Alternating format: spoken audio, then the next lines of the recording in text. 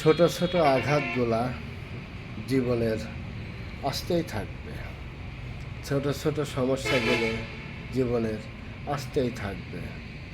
যখন টাকা পয়সা থাকে তখন বন্ধু বান্ধব আশেপাশের লোকজন খুব ভালোবাসে, নিজেকে খুব ভালো লাগে।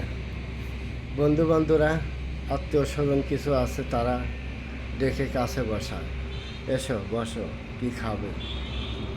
আর যখন টাকা পয়সা থাকে না, বেকার হয়ে যায়, অসহায় হয়ে যায়, তখন বন্ধু বান্ধব আত্মীয় স্বজন দূরে থাক, আসলে নিজের ঘরে প্রিয় প্রিয় মানুষটাও তখন ভালো মতন ব্যবহার আশা করে না।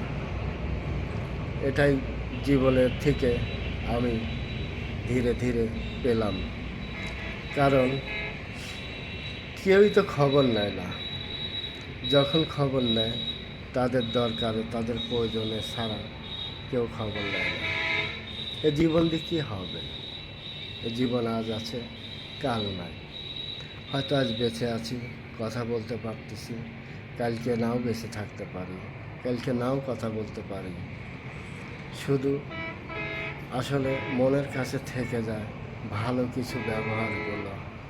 আসলে টাকা পয়সা মানুষের থাকলে মানুষের কাছ থেকে ভালো ব্যবহার পাওয়া যায়, আশা করা যায়।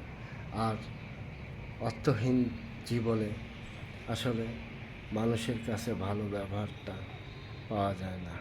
কেন ভাই মানুষ এমন?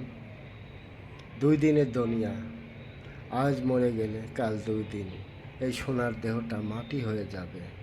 অথচ মানুষ ভেদাভেদ করে রাখে, মানুষকে মানুষ হিংসা করে, মানুষকে মানুষ অপদস্থ করে।